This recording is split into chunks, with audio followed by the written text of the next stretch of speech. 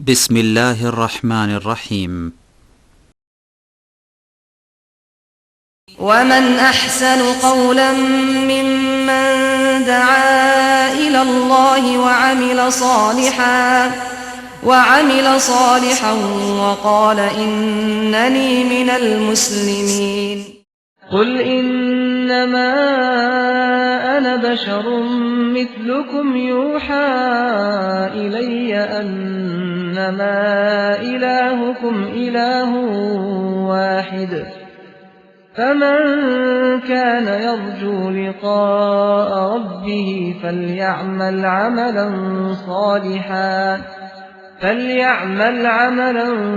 صالحا ولا يشرك بعبادة ربه أحدا. السلام عليكم ورحمة الله وبركاته.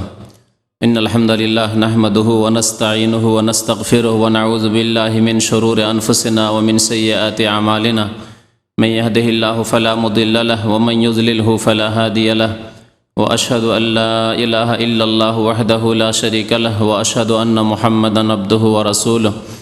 يا أيها الذين آمنوا اتقوا الله حق تقاته ولا تموتن إلا وأنتم مسلمون. يا أيها الناس اتقوا ربكم الذي خلقكم من نفس واحدة وخلق منها زوجها وبث منهما رجالا كثيرا ونساء واتقوا الله الذي تساءلون به والأرحام إن الله كان عليكم رقيبا. يا أيها الذين آمنوا اتقوا الله وقولوا قولا سديدا يصلح لكم أعمالكم ويغفر لكم ذنوبكم ومن يطع الله ورسوله فقد فاز فوزا عظيما. أما بعد فإن خير الحديث كتاب الله وخير الهدي هدي محمد صلى الله عليه وسلم وشر الأمور محدثاتها وكل محدثة بدعة وكل بدعة ضلالة وكل ضلالة في النار. أعوذ بالله من الشيطان الرجيم. بسم الله الرحمن الرحيم. وما آتاكم الرسول فخذوه وما نهاكم عنه فانتهوا. وقال الله تعالى في موضع آخر فمن كان يرجو لقاء ربه فليعمل عملا صالحا ولا يشرك بعبادة ربه أحدا. মহান আল্লাহর সমস্ত প্রশংসা যে আল্লাহ আমাদেরকে সৃষ্টি করেছেন এবং আমাদেরকে এই উম্মতের যে উম্মতকে আল্লাহ পাক রব্বুল আলামিন শ্রেষ্ঠ উম্মত বলে আখ্যায়িত করেছেন সেই উম্মতের অন্তর্ভুক্ত হওয়ার তৌফিক দান করেছেন। দরুদ ও সালাম নাজিল হোক নবী মুহাম্মদ রাসূলুল্লাহ সাল্লাল্লাহু আলাইহি ওয়াসাল্লামের উপর, যার দ্বারা আল্লাহ পাক রব্বুল আলামিন তার সত্য দিন, তার মনোনীত দিনকে সম্পূর্ণ করেছেন। আল্লাহুম্মা সাল্লি আলাইহি আল্লাহুম্মা বারিক আলাইহি। আজকে রজব মাসের 24 তারিখ। আগামী কয়েকদিন পরেই নতুন আরেকটি মাস শুরু হবে, যেই মাসের নাম হচ্ছে শাবান।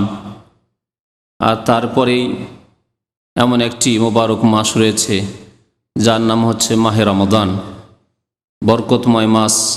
আল্লাহ পাক রব্বুল আলামিন দিন এবং দুনিয়ার বহু বরকত নিহিত রেখেছেন এই রমজানুল মুবারক।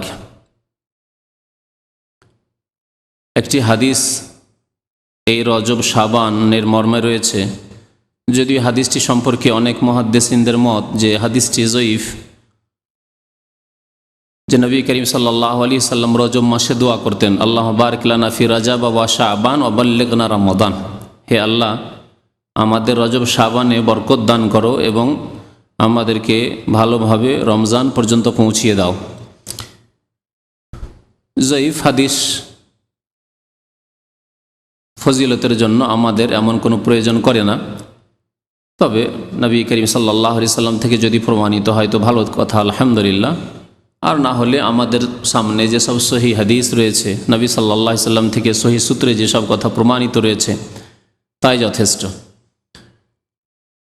এমনকি বরকতের মাস হলেও, যেমন রমজানুল মুবারক, রমজানের মাস, সে মাসেও যা আমরা করব, যা আমরা বলবো, যেসব ইবাদত বন্দেগী আমরা আল্লাহর জন্য করব, তার প্রমাণ হইতে হবে। ইবাদত বন্দেগীর আসল হচ্ছে যে তার প্রমাণ হইতে হবে। যদি প্রমাণ থাকে তাহলে সেটি ইবাদত।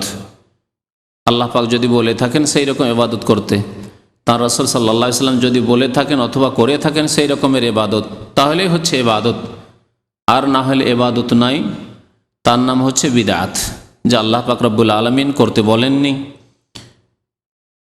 সুতরাং তিনি চাননি এরকম ইবাদত বন্দেগী। আল্লাহ যদি করতে না বলে থাকেন তাহলে তিনি সেই রকম ইবাদত চাননি, আর যা তিনি চাননি তা করলে মুক্তি পাওয়া যাবে না, আল্লাহ রাজি হবেন না। এইরকমই নবী করিম সাল্লাল্লাহু আলাইহি সাল্লাম করতে বলেননি অথবা করেননি। তাহলে বোঝা যায় যে তার প্রতি ওহী নাজিল হয়েছে, তিনিও তার ভালো হওয়া সম্পর্কে জানতে পারেননি। যদি ভালো বলে জানতেন যে এই ইবাদত করা ভালো, তাহলে অবশ্যই তিনি তা করতেন। তার চাইতে বেশি দিনের কাজে আগ্রহী, ইবাদত বন্দেগীর ক্ষেত্রে আগ্রহী, আল্লাহর সন্তুষ্টি হাসলের জন্য আগ্রহী, আর পৃথিবীতে না কে হয়েছে না হবে। সুতরাং এমন কোনো ভালো রাস্তা যদি থেকে থাকে আল্লাহর পক্ষ থেকে, সে সম্পর্কে অবশ্যই নবী করিম সাল্লাল্লাহু আলাইহি সাল্লামকে জানানো হয়েছে, আর অবশ্যই তিনি তা পালন করার চেষ্টা করেছেন। যদি না প্রমাণ থাকে নবী করিম সাল্লাল্লাহু আলাইহি সাল্লাম থেকে, তার মানেই তা ইসলামে নেই। এই রজব এবং শাবান সম্পর্কে বেশ কিছু বিদআত, বেশ কিছু এমন কাজ এক শ্রেণীর মুসলিমরা করে থাকে নেকির আশা নিয়ে, মুক্তির আশা নিয়ে, জান্নাতের আশা নিয়ে, যা কোরআনেও নেই, হাদিসেও নেই, ভিত্তিহীন। কিন্তু সেগুলিকে ভালো মনে করে থাকে, খারাপ মনে করে না। আর একেই বিদআত বলা হয়। বিদআত এইসব কাজ কথাকেই বলা হয় যেগুলি ভালো মনে করে করা হয়, কিন্তু আল্লাহ বলেননি, তার রাসূল বলেননি বা করেননি, এগুলিকে বিদআত বলা হয়। আর বিদআত ছাড়া অন্যান্য যে গুনাহগুলি রয়েছে, সেই গুনাহগুলি যারা করে তারাও মনে করে যে খারাপ কাজ। বিদআতের গুনাহ আর অন্যান্য গুনাহে এই পার্থক্যই রয়েছে।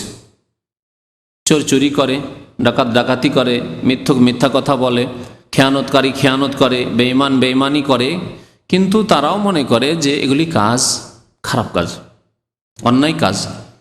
নিজেকে ধিক্কার দেয়, নিজেকে তিরস্কার করে। পক্ষান্তরে বিদাতি কাজ করে মনে করে যে আমি ধন্য হয়েছি, ভাগ্যবান, যায় এত ভালো ভালো আমল করতে পেরেছি। বিদাত করে সেই সব কাজকে ভালো মনে করে যে নেকি পাবো, মনে করে যে আল্লাহ সন্তুষ্টি পাবো, মনে করে যে আখিরাতে কাজে আসবে, দুনিয়ায় কাজে আসবে ইত্যাদি। এই রজব এবং শাবান সম্পর্কে বহু রকমের বিদআত রয়েছে। সেই বিদআতগুলি বিস্তারিত বলার প্রয়োজন নেই, কারণ যেগুলি আমাদের করণীয় সেগুলি সম্পর্কে বিস্তারিত জানতে হবে। যা আমাদের জন্য করণীয় সে সম্পর্কে বিস্তারিত জানতে হবে, আর যা বর্জনীয় সে সম্পর্কে এতটুকু জানা যথেষ্ট যে এগুলি বর্জনীয়, এগুলি ঠিক নয়, এগুলি করা যাবে না, এতটাই যথেষ্ট। কারণ বিস্তারিত যেগুলি নেগেটিভ বস্তু, নেতিবাচক কাজ বা কথা, সেগুলি বিস্তারিত জানার দরকার নেই, কারণ সেগুলি ইসলাম নয়, ইসলাম বিরোধী কাজ। ইসলাম বিরোধী কাজ কথা সম্পর্কে এতটুকুই জানা যথেষ্ট যে এগুলি ইসলাম নয়, এগুলি ইসলাম বিরোধী কাজ। বিস্তারিত জেনে অনেক সময় ক্ষতি হতে পারে। অবৈধ কাজ, অন্যায় কাজ, হারাম কাজ, বিদাতি কাজ বা কথা সম্পর্কে বিস্তারিত জেনে অনেক সময় ক্ষতি হতে পারে। আর তা হচ্ছে যে অনেক সময় শয়তান ধোঁকা দিতে পারে যে কাজগুলি তো সুন্দর লাগছে। মানুষ যখন দিন থেকে অজ্ঞ হয়, কোরআন এবং সুন্নাহ সম্পর্কে জ্ঞান থাকে না, রাসূলুল্লাহ সাল্লাল্লাহু আলাইহি ওয়াসাল্লাম আদর্শ সম্পর্কে জ্ঞান থাকে না, তখন শয়তান, মানুষ শয়তান অথবা জিন শয়তান ধোঁকা দিতে পারে যে কাজ তো ভালো, হাদিসে না থাকলে কি হবে, আল্লাহ রাসূল নাহি করেননি, কিন্তু আমরা তো গুনাহগার, আমরা তো পাপী, সুতরাং এইসব কাজ করলে, মেহনত করলে কেন নেকি পাবো না? যার যেমন মেহনত তার তেমন ফল। এইভাবে মানুষকে পথভ্রষ্ট করতে পারে। এইভাবে বিদাতিরা, যারা অজ্ঞ, যারা দিন সম্পর্কে জ্ঞান রাখে না, তাদের বিদাতি মোল্লারা, জনসাধারণ যারা অজ্ঞ, তাদেরকে গুমরাহ করেছে। আর তারা ভাগ করে দিয়েছে নতুন নতুন কাজগুলিকে দুই ভাগে, অর্থাৎ বিদাতকে দুই ভাগে, বিদাতে হাসানা, বিদাতে সাইয়্যা। বিদাতে হাসানা মানে ভালো বিদাত, বিদাত হলে কি হবে? ভালো। বিদাতে হাসানা মানে এই হয় যে বিদাত হলে কি হবে? নতুন। বিদাত মানে নতুন, নতুন যদিও ধর্মে, কিন্তু হাসানা ভালো। সুতরাং যখন ভালো তো করলাম না হয়। আর বিদাতে সাইয়্যা মানে নতুন, আর সাইয়্যা মানে খারাপ, নতুন কিন্তু খারাপ। সুতরাং যেগুলি নতুন খারাপ সেগুলি করব না। এখন এর মাপকাঠি বা কোথায়, যে কোনটা নতুন ভালো আর কোনটা নতুন খারাপ, কি দিয়ে মাপবেন আপনি? আপনার কাছে দাঁড়িপাল্লা আছে, কি দিয়ে মাপবেন আপনি? ইসলামের দাঁড়িপাল্লা হচ্ছে কোরআন আর হাদিস। আল্লাহ পাক রব্বুল আলামিন কিতাব কোরআনে কারীম আর আল্লাহর নবী সাল্লাল্লাহু আলাইহি সাল্লামের হাদিস সুন্নাত, এ হচ্ছে দাঁড়িপাল্লা। এই দাঁড়িপাল্লাতে মাপতে হবে যে ভালো না মন্দ, ভালো বিদাত না মন্দ বিদাত। যদি মাপতে যান এই কোরআন এবং হাদিসের আলোকে, তো কোরআন হাদিস দিয়ে আল্লাহ স্পষ্ট করে দিয়েছেন কুল্লু বিদআতিন দালালাহ, প্রত্যেক বিদাত হচ্ছে ভ্রষ্টতা। বরং তার আগে আরো বলছে কুল্লু মুহদাসাতিন বিদআহ, ধর্মের নামে প্রত্যেক নতুন কাজই হচ্ছে বিদাত। আর কুল্লু বিদআতিন দালালাহ, প্রত্যেক বিদাতই হচ্ছে গুমরাহি। ওয়া কুল্লু দালালাতিন ফিন্নার, আর প্রত্যেক পথভ্রষ্টতার গুমরাহির পরিণাম হচ্ছে জাহান্নামে যাওয়া। তাহলে বোঝা গেল যে আল্লাহ পাকের রাসূল সাল্লাল্লাহু আলাইহি সাল্লাম, যার কাছে সকাল বিকাল কতবার ওহী আসছে, যিনি আসমানি খবর ছাড়া, আসমানি সংবাদ ছাড়া নিজের পক্ষ থেকে কোনো কথাই বলেন না, তিনি বলছেন কুল্লু, সমস্ত নতুন কাজ বিদাত, আর সমস্ত বিদাত হচ্ছে গুমরাহি। তাহলে আবার বিদাতের কিছু ভালো কিছু মন্দ, বিদাতের কিছু ভালো কিছু মন্দ যদি হয়, তাহলে এর অর্থ এই হয় কুল্লু হয় না, বাদও হয়। কতেক বিদাত ভালো আর কতেক বিদাত হচ্ছে খারাপ, দুই ভাগ করলে কতেক হয়ে যাবে, হাফ হাফ হয়ে যাবে। তাহলে নবী করিম সাল্লাল্লাহু আলাইহি সাল্লামের কথা আপনার কাছে গ্রহণযোগ্য না বিদাতীদের কথা, যারা বলছে যে বিদাতে হাসানা, ভালো বিদাতও আছে আর মন্দ বিদাতও আছে, ভালো বিদাতগুলি করেন আর মন্দ বিদাতগুলি করিয়েন না। নবী করিম সাল্লাল্লাহু আলাইহি সাল্লামের সাথে যদি সত্যি মহব্বত থাকে, তো নবীর একটি কথাই যথেষ্ট। নবী করিম সাল্লাল্লাহু আলাইহি সাল্লাম শুধু একটি হাদিসে নেই, তো খুতবা, সুন্নতি খুতবায় নবী সাল্লাল্লাহু আলাইহি সাল্লাম প্রত্যেক খুতবায় বলতেন, ঈদের খুতবায়, জুমার খুতবায়, যে কোনো সাধারণ খুতবায়, বিয়ের খুতবায়, সমস্ত খুতবায় নবী করিম সাল্লাল্লাহু আলাইহি সাল্লাম খুতবাতুল হাজা, যে কোনো প্রয়োজনে খুতবা পড়তেন, খুতবায় বলতেন কুল্লু মুহদাসাতিন বিদআহ কুল্লু বিদআতিন দালালাহ। এছাড়াও নবী করিম সাল্লাল্লাহু আলাইহি ওয়াসাল্লাম একবার বক্তব্য করলেন, আবু দাউদের হাদিস, খাতাবানা রাসূলুল্লাহ সাল্লাল্লাহু আলাইহি ওয়াসাল্লাম খুতবাতান মাউইযাতান বালিগাতান, খুব সুন্দর বক্তব্য করলেন। এত সুন্দর বক্তব্য করলেন যে জারাবাত মিনহাল ওয়ুন, বক্তব্য শুনে মানুষ সব কেঁদে ফেলল, মানুষ সব কেঁদে ফেলল। ওয়াজালাত মিনহুল কুলুব, আর মানুষের অন্তর পানির মতো হয়ে গেল, গলে, অন্তর মানুষের মনে হয় গলে গেল, একবারে কাঁপতে শুরু হলো আল্লাহর ভয়, আখিরাতের ভয়, পরকালের চিন্তায়। নবী করিম সাল্লাল্লাহু আলাইহি ওয়াসাল্লামের সাহাবারা বললেন, ইয়া রাসূলুল্লাহ ওয়াজতানা মাউইযাতান, এমন আপনি ওয়াজ করলেন, এমন বক্তব্য করলেন যে কান্নাহা মাউইযাতু মুআদ্দি, যে মনে হচ্ছে যে আপনি আমাদেরকে বিদায় করছেন। যেন মানুষ বিদায় করলে তখন আবেগে কথা বেরোয় যে এরপর আর দেখা হবে না, বিদায়ের সময়ের কথা। হয়তো রাত দিন আপনি ছেলে মেয়েদের সাথে থাকছেন, ওই কথাগুলি অনেক সময় বলেছেন না, ওদের অন্তরে এই রকমের তার প্রভাব হয়েছে, তাসির হয়েছে না, আপনি ওই রকম আবেগের সাথে বলতে পেরেছেন, অথচ এর চাইতে দামি দামি কথা হয়তো বলেছেন, ছেলেরা শুনেছে, স্ত্রীরা শুনেছে, ভুলে গেছে, আর আপনিও বলেছেন, ভুলে গেছেন। কিন্তু বিদায়ের সময় যে কথাগুলি আপনি বলেছেন সে আপনিও মনে রেখেছেন, আর তাদেরকে, যাদেরকে আপনি সম্বোধন করে বলেছেন আপনজনদেরকে, তারাও মনে রেখেছে যে ওহ, বিদায়ের কথাগুলি ছিল, আসলেই কথা ছিল। আল্লাহু আকবার। কান্নাহা মাউইযাতু মুআদ্দি, মনে হচ্ছে যে আপনি আমাদেরকে বিদায় করছেন, বিদায় ভাষণ মনে হচ্ছে ইয়া রাসূলুল্লাহ আপনার। ফাউসিনা, হতে পারে যে বিদায় ভাষণ, সুতরাং আপনি আমাদেরকে কিছু আর উপদেশ দেন, বিশেষ কিছু ওসিয়ত করুন। নবী করিম সাল্লাল্লাহু আলাইহি ওয়াসাল্লাম বললেন যে দেখো, ফাইন্নাহু মান ইয়াইশ বাদি মিনকুম ফাসায়ারা ইখতিলাফান কাসীরা, আমার পরে তোমাদের যে কেউ বেঁচে থাকবে, আমি ইন্তেকাল করে যাওয়ার পরে, মান ইয়াইশ বাদি মিনকুম, তোমাদের মধ্যে থেকে যারাই বেঁচে থাকবে, তাহলে সাহাবায়ে কেরামদের যুগেই ইখতিলাফ শুরু হয়ে যেতে পারে।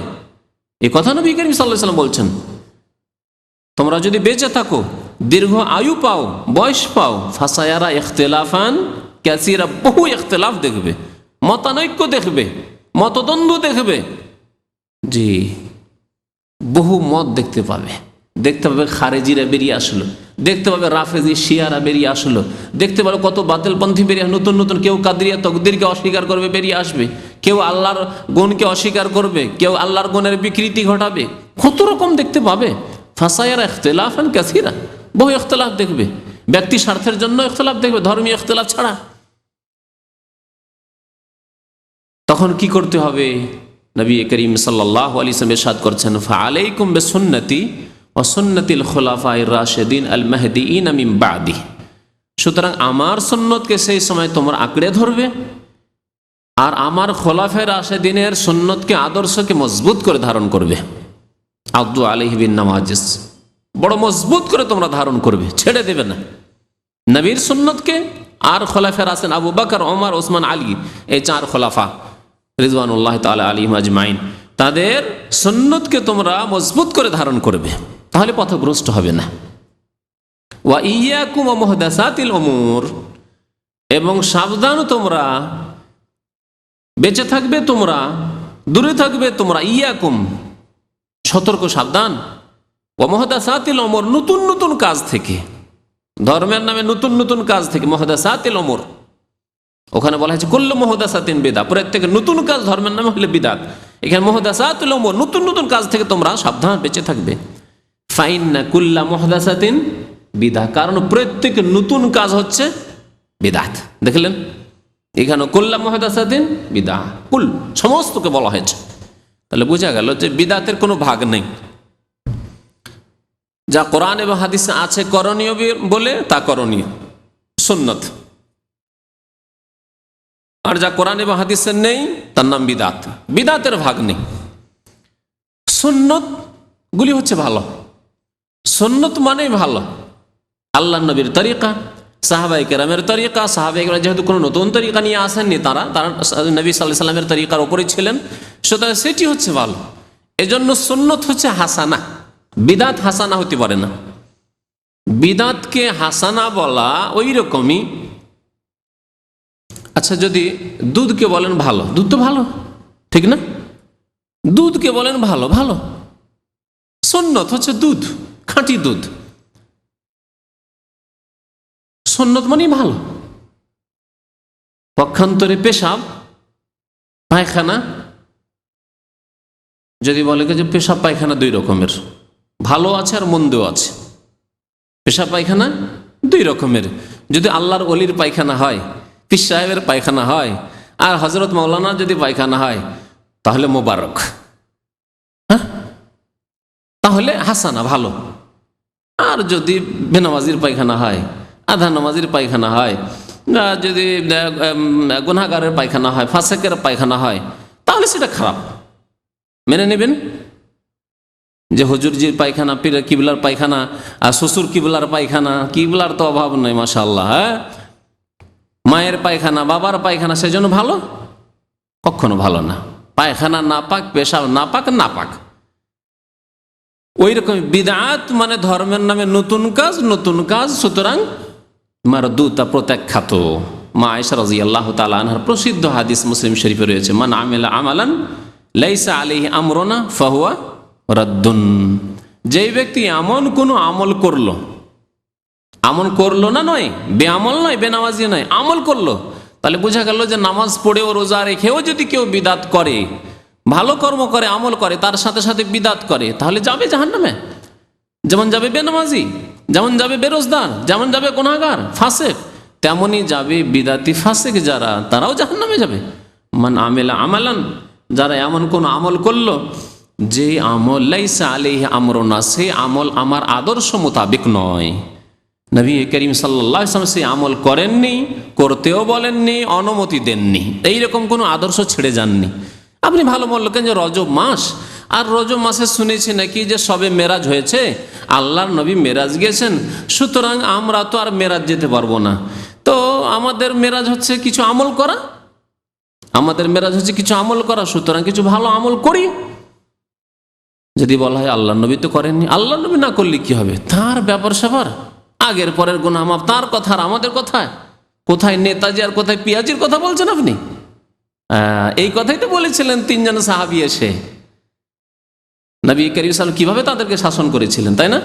নবী সাল্লাল্লাহু আলাইহি ওয়াসাল্লাম হাদিসটি শেষ করি, মান আমেলা আমালান, যে ব্যক্তি এমন কোন আমল করলো যে আমল আমার আদর্শ মোতাবেক না, আমার সুন্নাত মোতাবেক নয়, ফাহুয়া রাদ্দুন, তা প্রত্যাখ্যাত, কবুল করবেন না। আল্লাহ কোনো ফল দিবেন না, ভালো ফল দেবেন না, হ্যাঁ খারাপ ফল পাওয়া যাবে। বিদআত করলে জাহান্নাম পাওয়া যাবে, কারণ আল্লাহ রাসূল বলেছেন কুল্লু দালালাতিন ফিন্নার। মনে রাখতে হবে যে ইবাদত তখনই ইবাদত হবে যখন দুইটো শর্ত আপনি পেশ করতে পারবেন তার সাথে। ইবাদত তখনই ইবাদত হবে যখন দুইটি শর্তের সাথে আপনি ইবাদত পেশ করতে পারবেন। একটি হচ্ছে সেই কাজ, সেই আমল আল্লাহর জন্য করতে হবে। মানুষের জন্য যদি করেন, মানুষের জন্য করার বিভিন্ন অর্থ হইতে পারে, মানুষকে খুশি করার জন্য, মানুষের চাপে, মানুষের ভয়ে, অথবা মানুষের জন্য। মানুষ কি দিলেন আপনি? লোক দেখানো করলেন, লোকের ভয়ে করলেন, অথবা আল্লাহর জন্য একেবারেই করলেন না, আপনি আল্লাহ ছাড়া অন্যকেই দিলেন আপনি। যেমন কবর মাজারে গিয়ে যারা মাজারকে সেজদা করে, মাজারে গিয়ে পীরের সন্তুষ্টি কামনার জন্য সেখানে খাসি মোরগ জবাই করে, পীর বাবার কাছে সন্তান চায়, পীর বাবার কাছে রোগের আরোগ্যতা কামনা করে, এগুলি আল্লাহ ছাড়া অন্যকে ইবাদতগুলি দিয়ে দিল এক। আর দ্বিতীয় হচ্ছে যে না, আল্লাহর কাছেই চাইলো কিন্তু লোক দেখানো, দোয়া মুনাজাত ধরেছে, আর দেখছে লোকজন দেখছে আরো ভালো করে একবার খুব কাঁদা শুরু করেছে দেখানোর জন্য, যে মালিক দেখলো যে আসলে তো ছেলেটা খুব ভালো ছেলে, খুব ধার্মিক ছেলে। মানুষের প্রিয়ভাজন হওয়ার জন্য, ভালোবাসা নেওয়ার জন্য, অথবা মানুষের অনিষ্ট থেকে, ক্ষতি থেকে বাঁচার জন্য। যে মানুষ হয়তো ক্ষতি করছে, জেলের কয়েদি, আর জানছে জেলের দুই একটা অফিসার আছে, মুসলমান অফিসার, আর একটু ধার্মিকতা আছে, এদের সামনে যদি কেটে কেটে আল্লাহর কাছে দোয়া করি তো ভয় পেয়ে যাবে লোকগুলি, জেলের অফিসারগুলো ভয় পেয়ে যাবে, কোনো জুলুম অত্যাচার করবে না। আর আমার দিকে বিশেষ খেয়াল রাখবে যে ছেলেটা তো খুব ভালো, এই কয়েদি তো খুব ভালো, হতে পারে আমাকে ছেড়েও দিতে পারে। পার্থিব উদ্দেশ্যে কাঁদা কাটা আর দোয়া করা ইত্যাদি ইবাদত বন্দেগীর কিছু কাজ করা, এগুলি কিসের জন্য? পার্থিব উদ্দেশ্যে, কারো অনিষ্ট থেকে বাঁচার জন্য বা কারো কাছ থেকে কিছু লাভবান হওয়ার জন্য। তাহলে গেল শিরক, এগুলি সব শিরক। আর এর বিপরীত হচ্ছে ইখলাস, একমাত্র আল্লাহর জন্য কাজ হইতে হবে, আপনার দুনিয়ার কোনো স্বার্থ থাকবে না, আল্লাহ ছাড়া অন্যের জন্য করবেন না আপনি। দ্বিতীয় শর্ত হচ্ছে একমাত্র প্রিয় নবী মুহাম্মদ রাসূলুল্লাহ সাল্লাল্লাহু আলাইহি সাল্লামের আদর্শ সুন্নত মোতাবেক আপনার কাজকর্ম হইতে হবে। প্রথম আপনাকে আমল করার আগেই দেখতে হবে যে এই কাজ আল্লাহ রসুল করেছেন, করতে বলেছেন কিনা। আপনি 5 ওয়াক্ত নামাজ এই জন্য পড়ে যান, রাসূলুল্লাহ সাল্লাল্লাহু আলাইহি সাল্লাম পড়েছেন, পড়তে বলেছেন। সাল্লু খামসাকুম, তোমরা তোমাদের 5 ওয়াক্ত নামাজ পড়ো। সুমু শাহরাকুম, রমজান মাসের তোমরা রোজা রাখো, তাই রাখছি। নবী সাল্লাল্লাহু আলাইহি ওয়াসাল্লাম রমজান মাসে রোজা রেখেছেন, রাখতে বলেছেন। আল্লাহ বলেছেন কুতিবা আলাইকুমুস সিয়াম, তাই আমরা রাখছি। আল্লাহ যাকাত দিতে বলেছেন, তাই দিচ্ছি। আল্লাহ হজ করতে বলেছেন, তাই হজ করছি। আল্লাহ উমরা করতে বলেছেন, তাই উমরা করছি। 1 সফরে আমরা পাইকারি হারে 2টা 4টা 10টা 20টা করে উমরা এই জন্যই করি না যে নবী করিম সাল্লাল্লাহু আলাইহি ওয়াসাল্লাম 1 সফরে 1টি করে উমরা করেছেন। দেখেন কত আমরা সুন্নতের পাবন, যে নবী সাল্লাল্লাহু আলাইহি ওয়াসাল্লাম 1 সফরে 1টি উমরা করেছেন, সুতরাং তার বেশি আমরা করব না।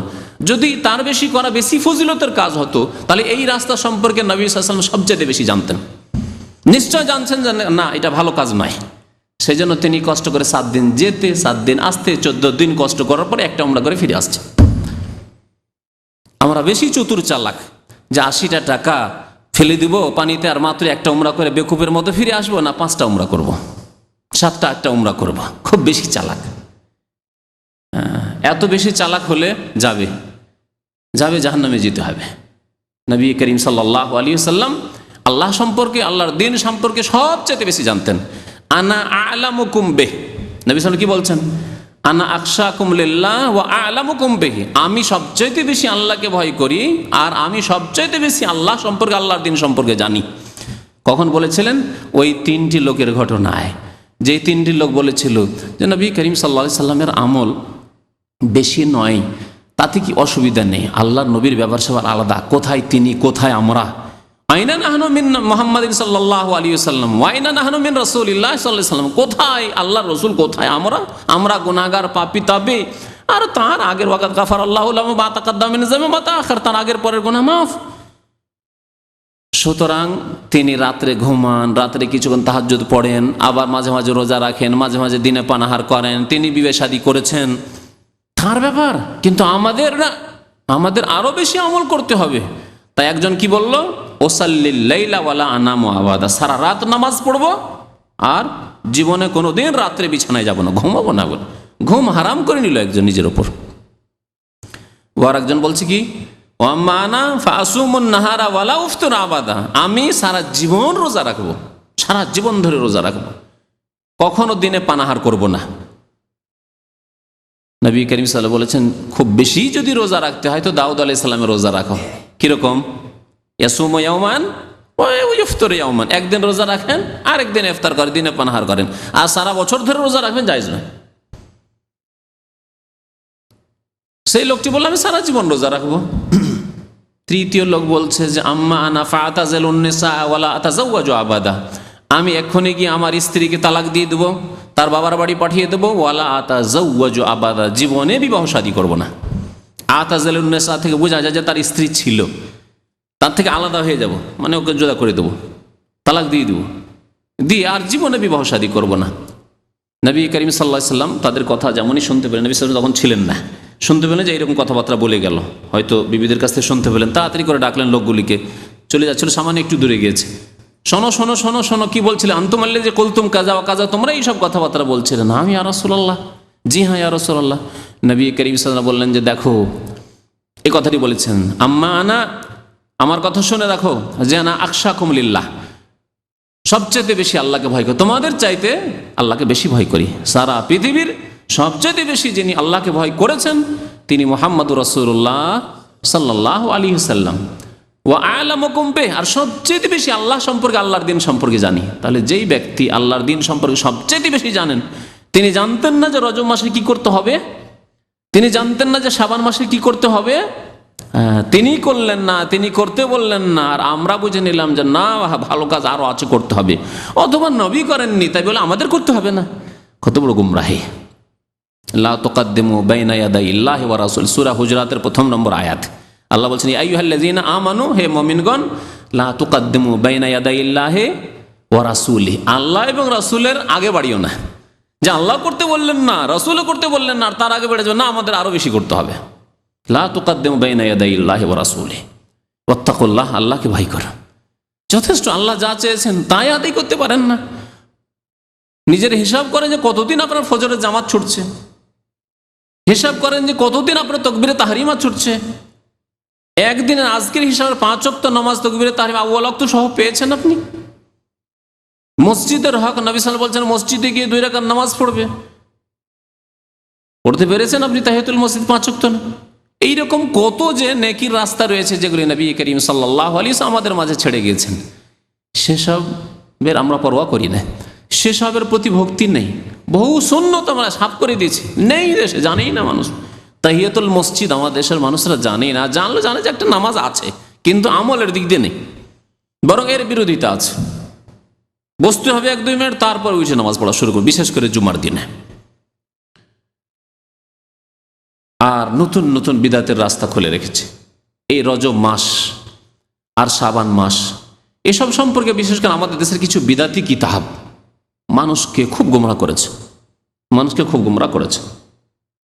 ইব্রাহিম আলাইহিস সালাম বড় আফসোসের সাথে বলেছিলেন, কোরআনে কারীম আল্লাহ তার দোয়ার কথা বলেছেন যে ইরাক দেশে, ইব্রাহিম আলাইহিস সালামের দেশে, তার বাবার দেশে, আজরের দেশে এই মূর্তি পূজা এমনভাবে মানুষকে বিভ্রান্ত করে রেখেছিল, গোমরাহ করে রেখেছিল। রব্বে ইন্নাহুন্না আদলাল্না কাসীরাম মিনান নাস, হে আল্লাহ, এই মূর্তিতে, এই প্রতিমা পূজাতে, এই পুতুল পূজাতে বহু মানুষকে পথভ্রষ্ট করে রেখেছে।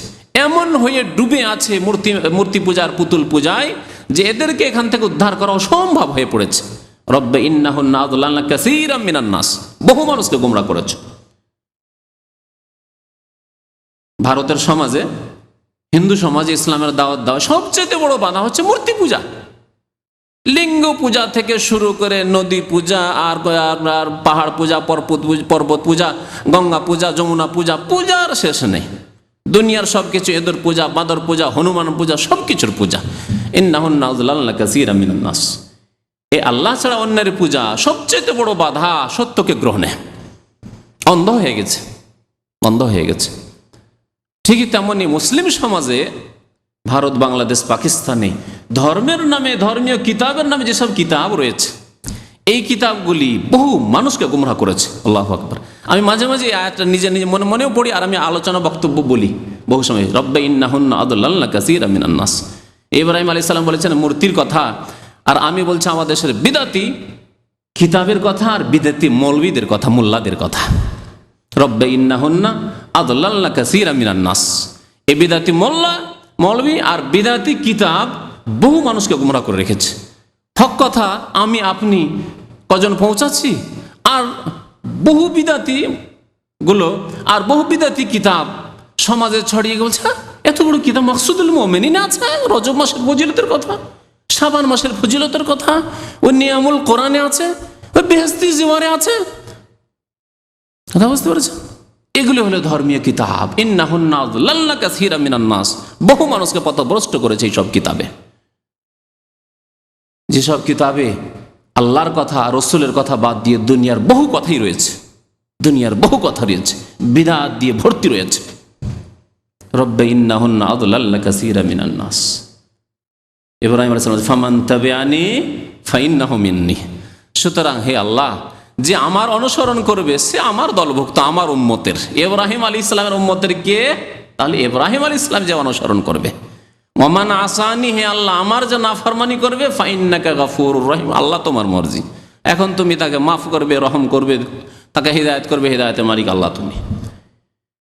তো যারা কোরআন সুন্নাহর দিকে ফিরে আসে, প্রিয় নবী মুহাম্মদুর রাসূলুল্লাহ সাল্লাল্লাহু আলাইহি সাল্লামের হাদিসের দিকে ফিরে আসবে, বাস এই পয়েন্টের উপরে চলে আসেন। বলছি না যে আমার মতো আলেমের কথা শোনেন আপনি, বলছি যে ফামান তাবিআনি, নবীর কাছে এসে বলেন। নবী করিম সাল্লাল্লাহু আলাইহি সাল্লাম আপনাকে বলছেন ফামান তাবিআনি, মুহাম্মদ সাল্লাল্লাহু আলাইহি সাল্লাম বলছেন উম্মতকে, আমাকে আপনাকে, আমার অনুসরণ যে করবে, আল্লাহর নবীর অনুসরণ করুন। আল্লাহর নবীর নাফরমানি কো আমান আসানি করিয়েন না।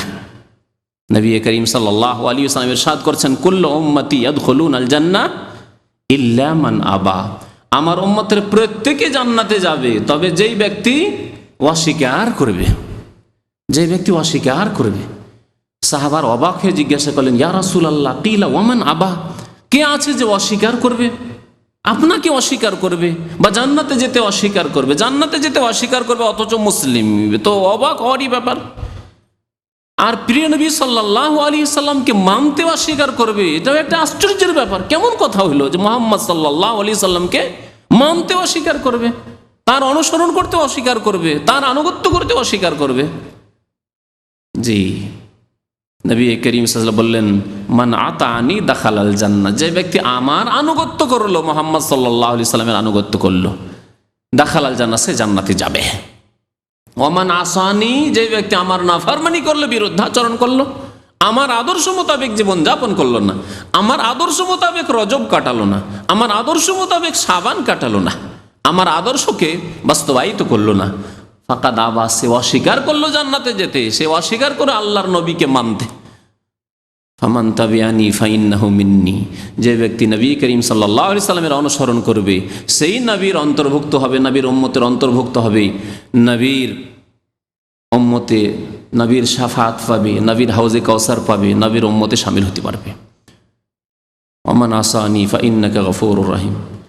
এই রজব মাস, রজব মাসে নবী করিম সাল্লাল্লাহু আলাইহি ওয়াসাল্লাম এমন কোনো আমল যা অন্য কোনো মাসে করেননি আর রজবে করেছেন, এমন কোনো আমলের খোঁজ পাওয়া যায়নি। কোনো হাদিস পাবেন না আপনি, একটি হাদিস পাবেন না যে রজব মাসে স্পেশাল একটি কোনো ইবাদত করেছেন যা হয়তো তার আগের মাসে করেননি, মুহররম মাসে করেননি, সফর মাসে করেননি, আর রজব মাসে করেছেন।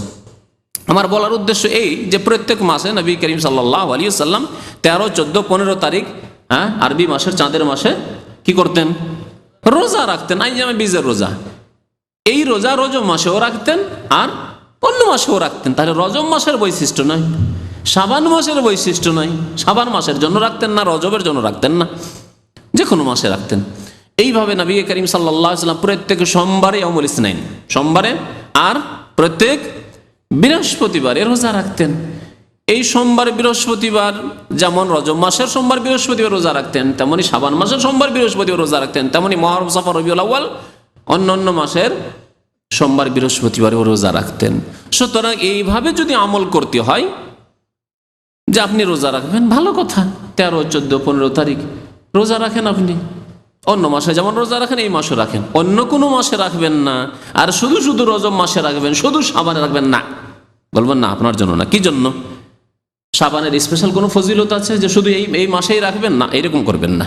প্রত্যেক মাসে রাখার চেষ্টা করেন যদি নবী করিম সাল্লাল্লাহু আলাইহি সাল্লামের সুন্নতের আপনি অনুসরণ করতে চান। এই রজব মাস সম্পর্কে আমাদের দেশের অনেকের ধারণা যে এই মাসে মেরাজ হয়েছে, এই মাসে মেরাজ হয়েছে 27শে রজব। বিশেষ করে প্রথম কথা, মেরাজ কখন হয়েছে এই সম্পর্কে সাহাবাই কেরামদের যুগ থেকে ইখতিলাফ চলে আসছে। যদি এটি শরীয়তের ব্যাপার হতো যে মেরাজ 27শে রজবে হয়েছে আর সেই দিনটি মনে রাখতে মুখস্থ রাখতে হবে, তাহলে সাহাবাই কেরামরা যেমন ঈদুল ফিতর ঈদুল আজহাকে মুখস্থ রেখেছেন, রমজান মাসের হেফাজত করে আমাদের পর্যন্ত পৌঁছেছেন, তেমনি এই রাতের সম্পর্কেও তারা একমত হয়ে আমাদের কাছে পৌঁছাতেন। ঈদুল ফিতর কখন হয়? প্রথম সওয়ালে, তাই না? ঈদুল আজহা কখন হয়? 10ই জিলহজ। এই সম্পর্কে কোনো ইখতিলাফ আছে কি? মতানৈক্য নেই। জিলহজ মাসে এত তারিখে ঈদুল আজহা হয় আর শাওয়াল মাসের এই তারিখে ঈদুল ফিতর হয়। এইরকমই যদি এটি ইবাদতের রাত হতো বা দিন হতো, মেরাজের রাত, তাহলে সাহাবায়ে কেরাম কখনো এটাকে ভুলে যেতেন না, মনে রাখতেন। তারা আমাদের পর্যন্ত নকল করতেন, উম্মত পর্যন্ত পৌঁছাতেন। সিরাতুন নবীর কিতাব যদি রাহিকুল মখতুম পড়েন দেখবেন তাতে 5টিরও বেশি মত আছে এই শবে মেরাজ নিয়ে। মেরাজ কখন হয়েছে এই নিয়ে বহু মত রয়েছে, তখন থেকে ইখতিলাফ চলে আসছে। যারা সিরাত রচনা করেছেন, নবীর জীবনে লিখেছেন, তাদের এই নিয়ে ইখতিলাফ চলে আসছে। তাহলে বোঝা গেল যে প্রথম কথা সাব্যস্ত নয় যে এই রজব মাসে হয়েছে। কোন মাসে হয়েছে আল্লাহ পাক জানে। কেউ বলেছে রমজানে, কেউ বলেছে অন্য মাসে, কেউ বলছে অন্য মাসে, নানা মত। আর যদি মেনেই নেওয়া হয় যে রজব মাসে হয়েছে আর 27শে রজবেই হয়েছে, তাহলে এখন প্রশ্ন, তাহলে আমাদের করণীয় কি? 27শে রজবে মেরাজই হইল ধরে নিলাম, রজব মাসেই মেরাজ হইল ধরে নিলাম, তাহলে আমরা করব কি? এর জবাব কে দেবে? আমরা নিজেরা দেব না আল্লাহর নবীর কাছ থেকে নেবেন? আল্লাহর কাছ থেকে নেবেন। আল্লাহ পাক রব্বুল আলামিনের কাছ থেকে জবাব নেন, ওমা আতাকুমুর রাসূলু ফাখুযুহু, রাসূল যা তোমাদেরকে দিয়েছেন তা নিয়ে নাও, গ্রহণ করো। নবী যদি দিয়ে থাকেন যে নবী সাল্লাল্লাহু আলাইহি ওয়াসাল্লামের মেরাজ হয়েছে, মেরাজ হয়েছে, এতে কোনো সন্দেহ নেই, কিন্তু কখন হয়েছে তাও জানলাম না, মেনেই নিলাম যে হ্যাঁ 27শে রজবে হয়েছে। তারপরে করব কি? তাহলে আল্লাহ বলছেন ওমা আতাকুমুর রাসূল, কিছু দিয়ে যান। রাসূল যদি কিছু দিয়ে থাকেন স্পেশাল, যে মেরাজের রাতে প্রত্যেক বছরে নবী সাল্লাল্লাহু আলাইহি ওয়াসাল্লামের মেরাজ থেকে ফেরার পরে প্রত্যেক বছরে একবার করে মেরাজের রাত ফিরে এসেছে, নবী সাল্লাল্লাহু আলাইহি ওয়াসাল্লাম যা দিয়েছেন এই মর্মে ফাখুযুহু, তা নেও, তোমরা আমল করো। ওমা নাহাকুম আনহু, আর যেসব কাজ কথা থেকে নিষেধ করেছেন ফান্তাহু, বিরত থাকো। নবী করিম সাল্লাল্লাহু আলাইহি ওয়াসাল্লাম ধর্মের নামে নতুন কাজ থেকে বাধা দিয়েছেন, সাবধান করেছেন। ওয়া ইয়াকুম ওয়া মুহদাসাতিল উমুর, নতুন কাজ থেকে তোমরা সাবধান, দূরে থাকো। আর রাসূলুল্লাহ সাল্লাল্লাহু আলাইহি ওয়াসাল্লাম তার আমল দ্বারা, তার কথার দ্বারা মেরাজের রাতে কিছু ইবাদত বন্দেগী নফল করতে হবে তা দেননি, দিনে রোজা রাখতে হবে তা দেননি, রাত্রে নফল পড়তে হবে তা দেননি। সুতরাং ফাহুয়া রাদ্দুন, কেউ যদি এইসব কাজ করে তাহলে তা হচ্ছে প্রত্যাখ্যাত, মারদুদ, মুখে ছুড়ে দেওয়া হবে। ওয়া কুল্লু যালালাতিন ফিন্নার, আর প্রত্যেক গুমরাহির পরিণাম জাহান্নামে যাওয়া হবে, জাহান্নামে যেতে হবে। কাল কিয়ামতে হাসরের মাঠে কত না আশাবাদী আমরা হব, আর সবাই আশাবাদী ইনশাআল্লাহ তাআলা। এই উম্মতের, নবী করিম সাল্লাল্লাহু আলাইহি ওয়াসাল্লামের উম্মতের প্রত্যেকে, নারী পুরুষ ছোট বড় সবাই আশাবাদী যে প্রিয় নবী সাল্লাল্লাহু আলাইহি ওয়াসাল্লাম মোবারক হাত থেকে হজে কাউসার একটু পানি খাবো, সবাই আশাবাদী। কিন্তু আশা করলেই পাওয়া যায় না, আশা মোতাবেক কর্ম করতে হবে। আশা যদি করেন যে খুব ভালো বাড়িতে বাস করব, আশা যদি করেন যে ভালো একটা পরিবারে বিয়ে শাদী করব, আশা যদি করেন যে আমি দুনিয়াতেও সুখী হব আখেরাতেও সুখী হব, তো কিছু কাজকর্ম করতে হবে। জাহেল মূর্খ, নামাজ পড়তে জানেন না, আর বলছেন অমুকের বাড়ি অমুক পরিবারে, ইসলামিক পরিবারে আমি বিয়ে করব। আর বিয়ে করার জন্য বড় আশা নিয়ে বসে আছেন, আর গিয়েছেন পাত্রী দেখতে, আর যার পরে নামাজ পড়তে সেই দিন তো নামাজ পড়বেন, নামাজ পড়তে এবার এইদিকে তাকাইছেন, এবার ওইদিকে তাকাইছেন, হ্যাঁ নামাজই পড়তে জানেন না, ভালো পরিবারে বিয়ে করব আমি বলেন। তাহলে আপনি চিন্তা করেন যে আপনি শুধু কামনা করলেই হবে, বাসনা করলেই হবে? না, হবে না। একজন আরব কবি বলেছেন, তারজুন নাজাত ওয়া লাম তাসলুক মাসালিকাহা, মুক্তির তো আশা করো কিন্তু মুক্তির রাস্তায় তো চলো না। তারজুন নাজাত ওয়া লাম তাসলুক মাসালিকাহা ইন্নাস সাফিনাতা লা তাজরি আলাল ইয়াবাসি, জানো যে পানি জাহাজ কোনোদিন শুখা জায়গায় চলবে না। পানি জাহাজ চালাতে হলে পানি লাগবে, নদী লাগবে, সমুদ্র লাগবে, পানি লাগবে, তাহলে পানির ওপর জাহাজ চলবে, পানি জাহাজ চলবে। আর স্থলে কোনোদিন পানি জাহাজ চলবে না। তুমি যদি আশা করো, বড় বড় আশা করো, তাহলে সেই মোতাবেক কর্ম করতে হবে। মুক্তির আশা করলে, হাউজে কওসারের আশা করলে, শাফাতের আশা করলে নবী করিম সাল্লাল্লাহু আলাইহি সাল্লামের সুন্নতের ভক্ত হইতে হবে। সুন্নতের ভক্ত হইতে হবে, যে নবী কি করেছেন তা তলাশ করব, তন্ন তন্ন করে তলাশ করে, ছোট কাজ নবী করেছেন করব। বড় মনে হচ্ছে, লোকেরা খুব বড় মনে করে কাজ করছে, কিন্তু নবী করেননি, করব না, বিরোধিতা করব। সারা পৃথিবী একদিকে হয়ে যায়, আমি একাই বিরোধিতা করব, কারণ আমার প্রিয় নবী মুহাম্মদুর রাসূলুল্লাহ সাল্লাল্লাহু আলাইহি ওয়াসাল্লাম এই কাজ করেননি, এই কথা করেননি।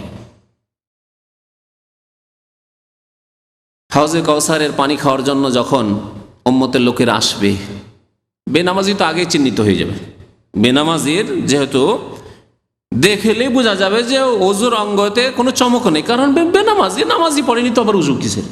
সুতরাং তাদেরকে প্রথমে চিহ্নিত করে দিতে হবে, এরা তো হাউজে কাউসার পাবেই না। কিন্তু আর এক দল হবে যাদের ওজুর অঙ্কগুলি খুব চমকিবে।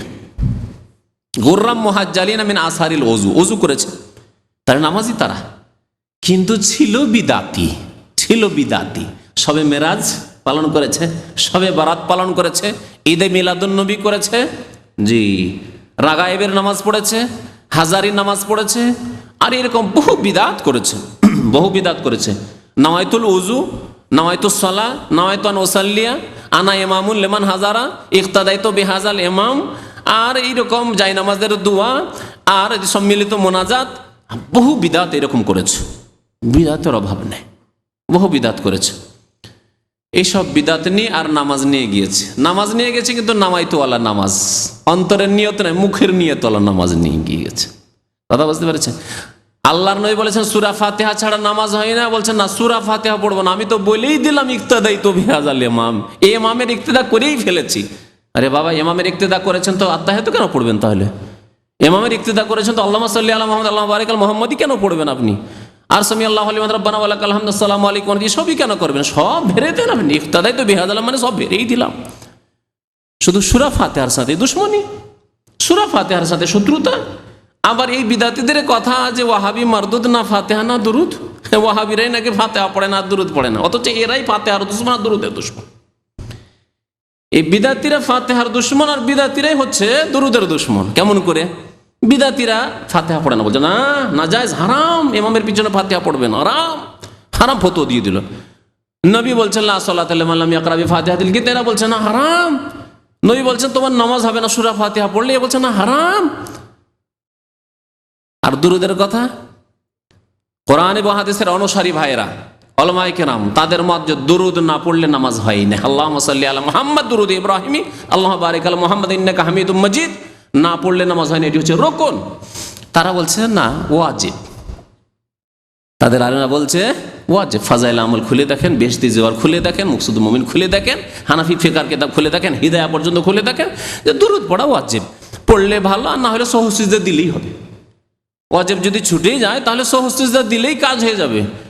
তাহলে যে সব কবর মাজার পূজারী ভারত উপমহাদেশে, ভারত, বাংলাদেশ, পাকিস্তানে যারা নিজেদেরকে বলে যে আমরা ফিকহি মাসলায় হানাফি, তারাই তো দুরুদ পড়ে না, তারা তো ফাতিহা পড়াকে হারাম মনে করে ইমামের পিছনে। আর যাদেরকে বলছেন ওয়াহাবি মারদুদ, তারা তো মাশাআল্লাহ, তারা তো মনে করে এক রাকাতে যদি ছুটে যায়, 3 রাকাত 3 রাকাতই সূরা ফাতিহা পড়েন, এক রাকাতে আলহামদু সূরা পড়েনি, নামাজই হবে না। নামাজের সব কিছুই সুন্দর করে পড়ে আল্লাহুম্মা সাল্লি আলা মুহাম্মাদ পড়লে না, নামাজই হবে না। শুনে রাখুন ভালো করে। তো কাল কিয়ামতে হাসরের মাঠে যখন আসবে, নামাজি কিন্তু বিদাতি, নামাইতো পড়া নামাজি, ইক্তাদাইতু বিহাজাল ইমাম পড়া নামাজি, নামাজি কিন্তু বিদাতি। এই সবে মেরাজ করা নামাজি, রাগায়েবের নামাজ পড়া নামাজি, বিদাতি, বিদাতি নামাজি। যখন তারা আসবে হাউজে কাউসারের কাছাকাছি, ফেরেশতারা তখন তাদেরকে পিটিয়ে তাড়াবে, মায়ের দিবে, ফেরেশতারা বাধা সৃষ্টি করবে, তাদেরকে যেতে দেবে না। নবী করিম সাল্লাল্লাহু আলাইহি ওয়াসাল্লাম দেখতে পাবেন, বলছেন ইয়ারিফুনি ওয়া আরিফুহুম, আমি তাদেরকে চিনতে পারবো আর তারা আমাকে চিনতে পারবে। আল্লাহু আকবার। বিদাতীরা নবী সাল্লাল্লাহু আলাইহি ওয়াসাল্লামকে দেখে চিনতে পারবে, আর নবী সাল্লাল্লাহু আলাইহি ওয়াসাল্লাম তাদেরকে চিনতে পারবেন তাদের ওযুর অঙ্গগুলি দেখে, যে ওযুর অঙ্গগুলি তো চমকিচ্ছে, তারা নামাজি, বেনামাজি লোক নয়। তাহলে বোঝা গেল বেনামাজিকে নবী সাল্লাল্লাহু আলাইহি ওয়াসাল্লাম চিনবেন না। বেনামাজি ভাইদেরকে জানিয়ে দেবেন আল্লাহর রাস্তায় যে বেনামাজিকে নবী করিম সাল্লাল্লাহু আলাইহি সাল্লাম চিনতে পারবেন না, নিজের উম্মত বলে চিনবেন না। ফাকাদ কাফারা, জি, তারা কাফেরদের দলভুক্ত হয়ে উঠবে। আর বিদাতি মুসলিমদের দল হয়ে উঠবে, কিন্তু কাল কিয়ামতে গিয়ে জি ফেলিওর হয়ে যাবে, নাকাম হয়ে যাবে। মনের কামনা বাসনা পূরণ হবে না। বড় আশা নিয়ে বড় বড় আমল করেছে, মেহনত করেছে, সারা রাত ধরে জেগে সবে মেরাজ করেছে। আর সবে মেরাজের ভিড়ভাড় করে, এত ভিড়ভাড়ে মক্কা মদিনায় গিয়ে ভিড়ভাড় করেছে, উমরায় গিয়েছে, ছুটি পায়নি, তারপরে বেতন কাটিয়ে দিয়েছে, তারপরে চলে গেছে এই সবে মেরাজের সময় মক্কা মদিনায় কাটাবো এইসব বিদাত করতে। কত যে আশা নিয়ে, বুক ভরা আশা নিয়ে করেছে, কিন্তু নবীর তরিকায় যেহেতু করেনি, আমল কোনো কাজে আসবে না। হাউজা কাছের পানি খাওয়ার জন্য যখন দৌড় দিয়ে যাবে, তখন পিটিয়ে তাড়াবে ফেরেশতারা। তখন আল্লাহ নবী বলবেন যে ওসাই হাবি, ওসাই হাবি, আমারই সাথী তো, আমার সাথী, আসতে দাও। নবী করিম সাল্লাল্লাহু আলাইহি ওয়াসাল্লাম ফেরেশতারা বলেন ইন্নাকা লা তাদরি মা আহদাসু বাদাক, হে নবী আপনি জানেন না যে আপনার পরে এরা নতুন নতুন কি কাজ করেছে? আপনি জানেন না, ইন্তেকাল হয়ে গেছে, জানেন না তিনি। লা তাদরি, আপনি জানেন না, মা আহদাসু বাদাকা, আপনার পরে এরা নতুন নতুন কাজ। আহদাসু এখানে মুহদাসা থেকে দেখেন, নতুন নতুন কাজ কি করেছে? এটা বিদাতি ছিল এরা সব। এরা সবে মেরাজ করেছে, এরা সবে বারাত করেছে, এরা রাগাই পড়েছে, এরা হাজারি নামাজ পড়েছে, এরা ঈদে মিলাদুন্নবী করেছে, এরা ম্যারেজ ডে করেছে, এরা বার্থডে করেছে, এরা ভ্যালেন্টাইন ডে, ওই ভালোবাসা দিবস করেছে, সব বিদাতি। জি, নামাজ রোজা করে আর ভালোবাসা দিবস পালন করে, নামাজ রোজা করে আর ম্যারেজ ডে, আজকে বিবাহ দিবস, স্বামী স্ত্রী দুজনে খুব খুশি, আজকে আমাদের ম্যারেজ ডে, আজকে কিছু ভালো খেতেই হবে। কথা বুঝতে পেরেছেন? হ্যাঁ, আজকে আমার অমুক ছেলের যে জন্মদিবস, মৃত্যু দিবস, এই দিবস সেই দিবস। জি, জানেন না যে এরা বিদাতি হয়ে এসেছে। নবী করিম সাল্লাল্লাহু আলাইহি ওয়াসাল্লাম তখন কি বলবেন? আর বলবেন, অনুরোধ করবেন যে যাক আসতে দাও, নামাজ তো পড়েছে, নামাজ তো পড়েছে, আমার উম্মতের লোক, যাক বিদাত করেছে করেছে, তারা মহব্বত নিয়ে তো করেছে, আসতে দাও। এই কথা বলবেন না, বলবেন সোহকান সোহকান, তাড়িয়ে দাও, তাড়িয়ে দাও এদেরকে। লেমান বাদ্দালা দিনী, আমার দিনকে যারা বদলিয়ে দিয়েছে, পরিবর্তন করে দিয়েছে। লেমান গাইয়ারা বাদি, অন্য হাদিসে রয়েছে, আমার পরে যারা ধর্মকে পরিবর্তন করে দিয়েছে। ধর্মে ছিল না নামাইতো, নামাইতো ঢুকিয়েছে। ধর্মে ছিল না ইক্তাদাইতো বিহাজাল ইমাম, ঢুকিয়েছে। ধর্মে ছিল না ঈদে মিলাদুন্নবী, ঢুকিয়েছে। ধর্মে ছিল না ম্যারেজ দিবস, ঢুকিয়েছে। ধর্মে ছিল না বার্থডে, তা ঢুকিয়েছে। ধর্মে ছিল না সবে মেরাজ, তা ঢুকিয়েছে। ধর্মে ছিল না সবে বারাত, তা ঢুকিয়েছে। হ্যাঁ, দিনে ইসলামে লাইলাতুল কাদার, সবে কাদার আছে। দিনে ইসলামে লাইলাতুল কাদার আছে। আর তা কখন? রমজান মাসে, রমজান মাসের শেষ 10 দিনের বেজোড় রাতগুলিতে। আল্লাহ ইন্না আনজালনা ফি লাইলাতুল কদর বলেছেন। কোথাও আছে লাইলাতুল বারাআ, হ্যাঁ শবে বারাত, লাইলাতুল বারাআ মানে শবে বারাত আছে। ইন্না আনজালনা ফি লাইলাতুল মেরাজ, লাইলাতুল মেরাজ বলে কোথাও আছে? নেই কোথাও। আল্লাহ বলেছেন কোরআন নাযিল হয়েছে রমজান মাসে, সুতরাং রমজান মাসের এর একটি রাতের ফজিলত, ওই একটি রাতের সন্ধানের জন্য 5টি রাত মেহনত করে থাকি আমরা। নবী করিম সাল্লাল্লাহু আলাইহি ওয়াসাল্লাম 5টি রাত মেহনত করতে বলেছেন। এছাড়া রজব মাসে এমন কোনো দিন নেই, এমন কোনো রাত নেই যা ফজিলত রাখে। এইরকমই মনে রাখেন, রজব মাসে ওমরার হিড়িক পড়ে যায়, খুব ওমরার ভিড়ভাড়, টিকিট পাওয়া যায় না। আমাদের এক ভাই এসে বলেন যাবেন, উনি তো টিকিটই পাচ্ছেন না, সিট নেই। বিদাতিদের ওমরার ভিড়ভাড় চলছে। আপনারা সুন্নতির একটু ছেড়ে দেন, অন্য সময় যান, কেন বিদাতিদের সহযোগিতা করা হবে। ওরসের মেলায় মুশরিকেরা আর বিদাতিরা ভিড়ভাড় করে, আপনি যদি বলেন যে আমি একটু দেখতে যাব যে কি তামাশা হচ্ছে, তাহলে বাতিলের সাহায্য সহযোগিতা করবেন। কেন যাবেন ওই সব জায়গায় শিরকের আড্ডায়? হিন্দুর মন্দিরে আপনি যাবেন, সংখ্যা বাড়ালে একজন তো বাড়লো আপনি যাওয়ায়। ওই রকমই আপনি মুশরিক কবর পূজারীদের আপনি ওরসে মাজারে গিয়ে আপনি যখন গেলেন একজন, অথচ শিরক বিদাত করার জন্য যাননি, তামাশা দেখার জন্য গেছেন, তো আপনি তো একজনের সংখ্যা বাড়িয়ে দেন। লোকজন বলে এত লোক হয়েছিল, আপনার মতো 10-20 জন 50 জন আসলে তো আরও সংখ্যা বাড়বে। বাতিলের সহযোগিতা করা হবে এইভাবে। সুতরাং বিদাতপন্থীদের সহযোগিতা না, ইচ্ছা করে আপনি এই সময় এই সপ্তাহে উমরা যাবেন না, যাবেন না। কারণ এক ভ্রান্ত ধারণা দিয়ে নিয়ে যাওয়া হচ্ছে যে এই রজব মাসে আর এই শবে বারাতের না শবে মেরাজের সময়, এই মেরাজের দিনগুলিতে বা রাতগুলিতে যদি ওমরা করা যায় তো বড় সব রয়েছে। না, রজব মাসের কোনো ওমরা নবী করিম সাল্লাল্লাহু আলাইহি ওয়াসাল্লাম করেননি। নবী সাল্লাল্লাহু আলাইহি ওয়াসাল্লাম সম্পর্কে মা আয়েশা রাদিয়াল্লাহু তাআলা কি বলছেন শোনেন। মা আয়েশা বলছেন ওয়ামা আ'তামারা তানি রাসূলুল্লাহ সাল্লাল্লাহু আলাইহি ওয়াসাল্লাম ফি রাজাবা কাত্তু, নবী করিম সাল্লাল্লাহু আলাইহি ওয়াসাল্লাম রজব মাসে কখনো উমরা করেননি। বুখারীর হাদিস, মুসলিম শরীফের হাদিস, বুখারী মুসলিম শরীফের হাদিস। কখনো নবী সাল্লাল্লাহু আলাইহি ওয়াসাল্লাম রজব মাসে উমরা করেননি। আর সারা বিশ্বের বিদাতি মুসলিমদের ভিড় ভাড় মক্কায় আর মদিনায়। দেখছেন কোন পথে রয়েছে অধিকাংশ মানুষ, জাহান্নামে যেতে আগ্রহী বিদাতি। নবী সাল্লাল্লাহু আলাইহি ওয়াসাল্লাম সুন্নতের কথা বললে কোনো পরোয়া করে না। নবী সাল্লাল্লাহু আলাইহি ওয়াসাল্লাম 4টি উমরা করেছেন, 4টি উমরাই ছিল জিলকাদ মাসে। একটি উমরা ছিল যে হুদাইবিয়ার সন্ধির সময় রাস্তা থেকে ফিরে আসলেন, ওঁট জবাই করে কোরবানি করে রাস্তা থেকে, যেহেতু মক্কার কাফেরা ঢুকতে দিল না। 6ষ্ঠ হিজরি, 7ম হিজরিতে উমরাতুল কাজা, যে 3 দিন থাকলেন মক্কায় আর উমরা করলেন, তাও ছিল জিলকাদ মাসে। আর তারপরে আপনার মক্কা বিজয়ের পরে হুনাইনের যুদ্ধ আর তাইফের যুদ্ধ, এইসব জিয়ারানার থেকে যে উমরা করেছিলেন নবী করিম সাল্লাল্লাহু আলাইহি ওয়াসাল্লাম রাতারাতি, ওই আরেকটি উমরা হুনাইনের গনিমতের ধন সম্পদ ভাগ বন্টন করার পরে। আর 4 নম্বরের উমরা করেছেন নবী করিম সাল্লাল্লাহু আলাইহি ওয়াসাল্লাম হজের সাথে, হজে কিরানের সাথে উমরা করেছিলেন বিদায় হজের সময় 10ম হিজরিতে। এই 4টি উমরা 4 বারে নবী করিম সাল্লাল্লাহু আলাইহি ওয়াসাল্লাম করেছেন। সুতরাং এছাড়া এমন কোনো আমল নেই। নবী করিম সাল্লাল্লাহু আলাইহি সাল্লামের আমল রজব মাসে কিছু নেই। এইভাবে শাবান মাসের 15 তারিখের দিন আর রাত বিশেষ ফজিলতের মনে করা হয়। এই মর্মে বেশ কিছু হাদিস আছে, সে হাদিসগুলির সবগুলি প্রায় হয় জাল মওযু, খুব সংক্ষেপে শুনে রাখেন, আর না হলে জয়ীফ। জাল মিথ্যা মওযু হাদিস, আর না হলে জয়ীফ হাদিস।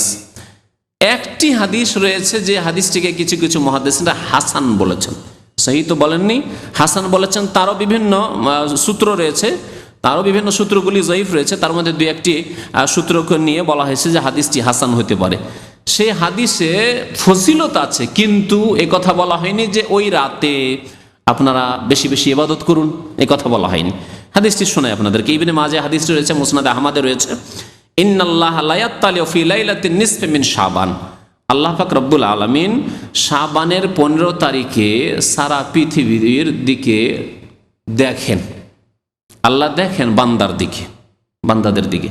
ফায়াগফিরু লিজামিই খালকিহি, সুতরাং সমস্ত সৃষ্টিকে আল্লাহ মাফ করেন, মানে মুসলিমদেরকে মাফ করেন, মুসলিম জিন মুসলিম মানুষকে আল্লাহ মাফ করেন। ইল্লা লিল মুশরিক আও মুশাহিন, তবে আল্লাহ 2 শ্রেণীর মানুষ এবং 2 শ্রেণীর জিনকে আল্লাহ মাফ করেন না। কারণ জিন এবং ইনসানের জন্য দিন ইসলাম নাযিল হয়েছে, ঠিক না? সুতরাং জিন ইনসানের, সমস্ত মাখলুক মানে জিন ইনসানের কথাই বলতে হবে। 2 শ্রেণীর মানুষকে আল্লাহ মাফ করেন। ফায়াগফিরু লিজামিই খালকিহি, সমস্ত সৃষ্টিকে আল্লাহ মাফ করেন, তবে 2 শ্রেণীর মানুষকে আল্লাহ মাফ করেন না, 2 শ্রেণীর জিনকে আল্লাহ মাফ করেন না। এক হচ্ছে মুশরিককে আল্লাহ মাফ করেন না। সুতরাং মাজারপন্থী যেই ব্যক্তি, যে মনে করে যে ওলিয়া উলিয়ার কাছ থেকে পাওয়া যায়, মাজার থেকে পাওয়া যায়, চাদর চড়ালে পাওয়া যায়, খাসি মুরগ জবাই করলে পাওয়া যায়, তাদেরকে মাফ করেন না। যারা তাবিজ বাঁধে হাতে গলায়, তাদেরকে আল্লাহ মাফ করেন না। মুশরিক যে শিরক করল, মুশরিককে আল্লাহ মাফ করেন না। আর কাকে মাফ করেন না? তাহলে মুশরিককে মাফ করেন না। যত কাফের রয়েছে, সে জিন কাফের হোক আর মানুষ কাফের হোক, সমস্ত কাফের মুশরিকের অন্তর্ভুক্ত, কাফেরকে মাফ করেন না। আর মুসলিমদের মধ্য থেকে যাদের আকীদা আমলে শিরক ঢুকেছে, তারাও এর থেকে বেরিয়ে চলে গেল। তাহলে বাঁচলো কে? একমাত্র মুমিন, তাই না? মুমিন যাদের আকীদা আমলে শিরক নেই, তাদেরকে শুধু আল্লাহ মাফ করবেন। আবার মুমিনদের মধ্যে যাদের আকীদা আমলে শিরক নেই, তাদেরকে মধ্যে থেকেও এক শ্রেণীর লোককে আল্লাহ মাফ করবেন না। তারা কারা? মুশাহিন, যারা অন্তরে শত্রুতা বিদ্বেষ রাখে। নামাজি, শিরিক করেন না, আকীদায় শিরিক নেই, আমলে শিরিক নেই, কিন্তু অন্তরে শত্রুতা রাখেন কোন মুসলিম ভাই সম্পর্কে, কোন মানুষ সম্পর্কে বিদ্বেষ রাখেন, হিংসা রাখেন। তাহলে অন্তরে যদি শত্রুতা থাকে, হিংসা থাকে, বিদ্বেষ থাকে, অথচ আপনি নামাজি মানুষ, অথচ শিরিক করেন না, অথচ তাবিজ ব্যবহার করেন না, অথচ কোনো রকমের শিরিক না, ছোট শিরিক করেন না, বড় শিরিক করেন, আল্লাহ ছাড়া অন্যের কসম করেন না, ইত্যাদি, শিরিক থেকেও বেঁচে আছেন আপনি, মাশাআল্লাহ। কিন্তু অন্তরে যেহেতু শত্রুতা রয়েছে, কোনো মানুষকে, মুসলিমকে বরদাস্ত করতে পারেন না আপনি, কারো উন্নতিকে বরদাস্ত করতে পারেন না আপনি, কারোর সাথে আপনি মিলেমিশে থাকতে পারেন না আপনি, শত্রুতা বিদ্বেষ, কথা বলেন না, দেখলে দূরে সরে যান তাকে, তাহলে আল্লাহ মাফ করবেন না। এই হাদিসটিকে হাসান বলেছেন আল্লামা আলবানী রহমতুল্লাহ আলাই। কিন্তু এই হাদিসে কি বলা হয়েছে যে এই রাত জেগে জেগে ইবাদত করো? আল্লাহ এই রাতে মাফ করেন মুশরিক আর যারা শত্রুতা রাখে, এই 2 শ্রেণীর মানুষ বাদ দিয়ে বাকি মুমিনদেরকে মাফ করেন। তার মানে এই যে রাত জেগে ইবাদত করেন, নবী সাল্লাল্লাহু আলাইহি ওয়াসাল্লাম এই হাদিস বলেছেন, কিন্তু তিনি রাত জেগে ইবাদত করেননি। নবী সাল্লাল্লাহু আলাইহি ওয়াসাল্লাম এই হাদিস বলেছেন, কিন্তু তিনি রোজা রাখেননি। আর এই মর্মে যে হাদিস আমাদের দেশের মানুষরা পেশ করে থাকে, তাও ইবনে মাজাহতে রয়েছে, তিরমিজিতে রয়েছে, যে নিসফে শাবান আসলে সুমু নাহারাহা ওয়া কুমু লাইলাহা, তোমরা রাত্রে কিয়াম করিও, তাহাজ্জুদ পড়িও। এই সবে 15 শাবানের তাতেও লাইলাতুল বারাত, শবে বারাত বলা হয়নি, শবে বারাত নামটি তারা দিয়েছে। নিসফে শাবান যদি আসে তাহলে কি করো, তোমরা রাত্রে কিয়াম করিও, তাহাজ্জুদ পড়িও, ও সুমু নাহারাহার, দিনে রোজা রাখিও। এই হাদিসটি সম্পর্কে অধিকাংশ মুহাদ্দিসিনে কেরামরা বলেছেন যে হাদিসটি জয়ীফ শুধু নয়, মওযু, জাল হাদিস, জাল হাদিস। সুতরাং এসব জাল কথাবার্তার পিছনে না ছুটে আমভাবে নবী করিম সাল্লাল্লাহু আলাইহি ওয়াসাল্লাম যেসব ফজিলতের কথা বলেছেন তার উপর আমল করেন। নবী করিম সাল্লাল্লাহু আলাইহি ওয়াসাল্লাম শাবান সম্পর্কে কি করতেন, কয়েকটি হিদায়াত রয়েছে শাবান সম্পর্কে। শাবান মাস চলে আসলে, শাবান মাস যেহেতু কাছে আসছে, 1 সপ্তাহ কম আছে, 5-6 দিন আর সময় আছে, তারপরে শাবান মাস। শাবান মাস আসলে আপনার চিন্তা করা উচিত যে গত রমজানের কিছু কাজা রোজা আছে, আপনার না থাকলে আপনার স্ত্রী থাকতে পারে। সুতরাং আল্লাহর হস্তে কাজাগুলি তাড়াতাড়ি করে নেন। গত রমজানের কাজা যদি থেকে যায়, এই রমজান চলে আসে, গুনাহগার হবেন আপনি।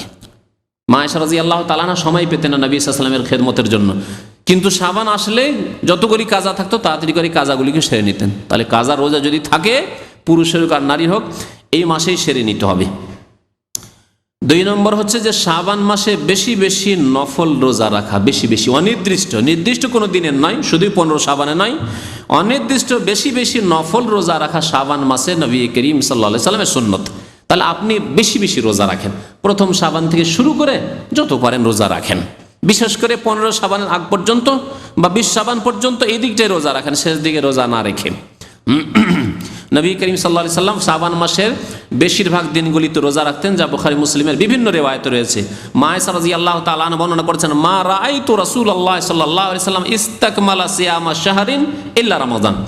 নবী করিম সাল্লাল্লাহু আলাইহি ওয়াসাল্লামকে রমজান মাস ছাড়া অন্য কোনো মাসের পুরা মাস রোজা রাখতে দেখিনি, অন্য কোনো মাসে পুরা মাসে রোজা রাখেননি। ওমা রাআইতুহু আকসারা সিয়ামান মিনহু ফি শাবান, আর শাবানের চাইতে বেশি রোজা নবী সাল্লাল্লাহু আলাইহি ওয়াসাল্লামকে অন্য কোনো মাসে আর রাখতে দেখিনি। তার মানে শাবান মাসে নবী করিম সাল্লাল্লাহু আলাইহি ওয়াসাল্লাম বেশি বেশি রোজা রাখতেন, যাতে করে এই নফল রোজা রাখার মাধ্যমে একটা অভ্যাস হয়ে যায়। তারপর রমজান মাস আসলে সহজে রোজা রাখতে পারেন আপনি। তবে শেষ দিকে রোজা রাখতে নিষেধ করেছেন। এজন্য শেষ 10 দিনে, শাবান মাসের শেষ 10 দিনে রোজা না রাখাই ভালো। আর বিশেষ করে রমজান শুরু হতে যাচ্ছে তার 2-3 দিন আগে থেকে এই দিনগুলিতে একেবারে রোজা রাখা নিষিদ্ধ। এই দিনগুলিতে রোজা রাখবেন না, কারণ নবী করিম সাল্লাল্লাহু আলাইহি ওয়াসাল্লাম এই দিনগুলিতে রোজা রেখে রমজানের সাথে মেলাতে নিষেধ করেছেন, রমজানের সাথে মেলাতে নিষেধ করেছেন। অর্থাৎ 27, 28, 29, 30 এই যে দিনগুলি রয়েছে শাবান মাসের, এই দিনগুলিতে রোজা রাখবেন না। আবু হুরায়রা রাদিয়াল্লাহু তাআলা বর্ণনা করছেন, লা তাকাদ্দামু রমাজান বিয়াউমিন আও ইয়াউমাইন, রমজানের 1 দিন বা 2 দিন পূর্বে থেকে তোমরা রোজা রাখিও না। ইল্লা মান কানা ইয়াসুমু সাওমান ফালিয়াসুমু, তবে কারো যদি অভ্যাস থাকে সোমবার আর বৃহস্পতিবার রোজা রাখার, আর 29 রমজান 30 রমজানে বৃহস্পতিবার পড়ে গেছে, 29-30 রমজানে সোমবার পড়ে গেছে, হ্যাঁ সে রাখবে, কারণ সারা বছর তার এরকম অভ্যাস আছে, এবার রোজা রাখবে। আর যার এরকম অভ্যাস নাই, রমজানের 2-3 দিন আগে থেকে রোজা রাখবে না, যাতে করে প্রস্তুতি নেই মানসিক দিক থেকে, দৈহিক দিক থেকে ফরজ রোজা রাখার জন্য। আর সন্দেহের দিনে নবী করিম সাল্লাল্লাহু আলাইহি ওয়াসাল্লাম রোজা রাখতে নিষেধ করেছেন। সন্দেহের দিন ওই দিনটিকে বলা হয় যেই দিন 30-এ শাবানও হইতে পারে, আবার প্রথম রমজানও হইতে পারে, কারণ ইসলামিক মাস আরবি মাস 29 হয়, আবার 30 হয়। তাহলে 29 যখন হয়ে গেল, 29 শাবান, তারপরের দিনটা কি হতে পারে, 30-এ শাবানও হতে পারে, আবার প্রথম রমজানও হতে পারে, রমজানের প্রথম তারিখও হতে পারে। এই দিনটাকে বলা হয়েছে ইয়াউমুশ শাক। নবী করিম সাল্লাল্লাহু আলাইহি ওয়াসাল্লামের একটি হাদিস রয়েছে, আবু হুরায়রা রাদিয়াল্লাহু তাআলা বর্ণনা করেছেন, মান সামা ফিল ইয়াউমিল্লাযী ইউশাক্কু ফি, যেই ব্যক্তি এমন দিনে রোজা রাখলো যেই দিন সম্পর্কে সন্দেহ রয়েছে, যে রমজানের প্রথম তারিখও হইতে পারে, আবার শাবানের 30 তারিখ হইতে পারে, ফাকাদ আসা আবুল কাসিম সাল্লাল্লাহু আলাইহি ওয়াসাল্লাম, সেই ব্যক্তি প্রিয় নবী মুহাম্মদ সাল্লাল্লাহু আলাইহি ওয়াসাল্লাম, যার কুনিয়াত, যার উপনাম হচ্ছে আবুল কাসিম, তার বড় ছেলের নাম যেহেতু কাসিম ছিল, আবুল কাসিম সাল্লাল্লাহু আলাইহি ওয়াসাল্লামের সেই ব্যক্তি নাফরমানি করল। সুতরাং শেষ দিকে রোজা রাখবেন না। বাকি এই শবে বারাতের রোজা, শবে বারাতের রাতের ইবাদত না, না রাতের ইবাদত রয়েছে, না দিনের রোজা রয়েছে। নির্দিষ্ট করে শুধুই 15 তারিখের রোজা রাখা না, 15 তারিখে যদি সোমবারের রোজা হয়, 15 তারিখে যদি বৃহস্পতিবার রোজা হয়, আর আপনার গত মাসেও রাখা অভ্যাস ছিল, তার আগের মাসেও রাখা অভ্যাস ছিল, তাহলে রাখেন। আর শুধু শুধু ওই দিনে রোজা রাখবেন না, বা আগে পরে কিছু রোজা রাখেন আর তার সাথে সাথে রাখেন, এই বিশ্বাস নিয়ে নয় যে এই 15 শাবানের বিশেষ কোনো ফজিলত আছে এই জন্য রাখছে, এইরকম উদ্দেশ্য নিয়ে নেয়। যদি রাখেন নফল রোজা হিসাবে তাহলে অবশ্যই রাখতে পারেন, যেমন নবী করিম সাল্লাল্লাহু আলাইহি ওয়াসাল্লাম শাবান মাসে বেশি বেশি রোজা রেখেছেন। এছাড়া বহু বিদআত রয়েছে শাবান মাস সম্পর্কে। শাবান মাসের এই শবে বরাত সম্পর্কে ভ্রান্ত আকীদা রয়েছে যে এক বছরে যত লোক মারা গেছে তাদের আত্মাগুলি নাকি বাড়িতে ফিরে আসে। এগুলি বিদআতীদের ভিত্তিহীন কথাবার্তা। কারো আত্মা ফিরে আসবে না। আল্লাহ বলেছেন মানুষ মরে যাওয়ার পরে কিয়ামত পর্যন্ত ওয়ামিন ওয়ারাইহিম বারযাখুন ইলা ইয়াউমি ইউবআসুন, কিয়ামত পর্যন্ত আর তৈরি হয়ে যায়, কোনো মানুষ ফিরে আসবে না, না নবী, না কোনো আল্লাহর নেক বান্দা, না কোনো আলেম, না কোনো সালেহ, কোনো শহীদ, কেউ ফিরে আসবে না। কারো আত্মা ফিরে আসবে না পৃথিবীতে, না ফিরে এসেছে না ফিরে আসবে। ইলা ইয়াউমি ইউবআসুন, কিয়ামত পর্যন্ত আর বারযাখ আর তৈরি হয়ে যায়। তাহলে বারযাখী জীবনে তারা আছেন। বারযাখী জীবনে আল্লাহর নিয়ামত, আল্লাহর নেক বান্দা যদি হন, আম্বিয়া রসুল সিদ্দিক শুহাদা সালেহিন যদি আল্লাহর নেক বান্দা জান্নাতি হন, তাহলে আল্লাহর বহু নিয়ামত পাচ্ছেন তারা। কিন্তু তারা কোনোদিন বা তাদের আত্মা কোনোদিন পৃথিবীতে ফিরে আসবে না। আর এই জন্য হাল্লা রুটি তৈরি করা, আর বিধবাদের সেজে সুজে বসা, যে আমার স্বামী আজকে আসবে, দেখে যাবে, দর্শন করে যাবে, সব হিন্দুদের থেকে এসছে।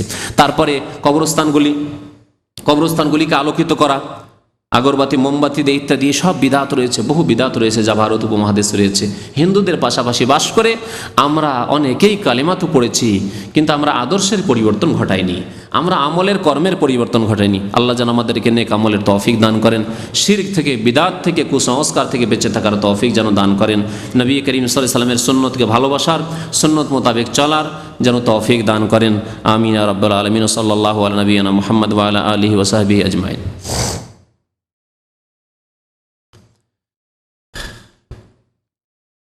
এক ভাই লিখেছেন, আমার সন্তান অসুস্থ, দোয়া করবেন আল্লাহ যেন শেফা দান করেন। আপনার সন্তানকে যেন আল্লাহ শেফা দান করেন, আল্লাহ যেন আমাদের সবাইকে শেফা দান করেন, আরোগ্যতা দান করেন।